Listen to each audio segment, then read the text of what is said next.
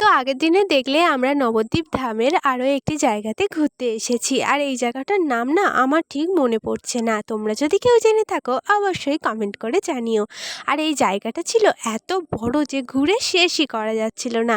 আর চারিদিকে এত দর্শনীয় জিনিসপত্র ছিল না, ভগবানের নানান লীলা এখানে তুলে ধরা হয়েছে। আর এর ভিতরে না এই যে দেখো, নৃসিংহদেব, তারপরে গোপাল সোনা, সব কিছু খুব সুন্দর দেওয়া ছিল। আর এর ভিতরটা না অনেকটা মিউজিয়ামের মতো, ভগবানের অনেক দৃশ্যই এখানে কিন্তু তুলে ধরা আছে।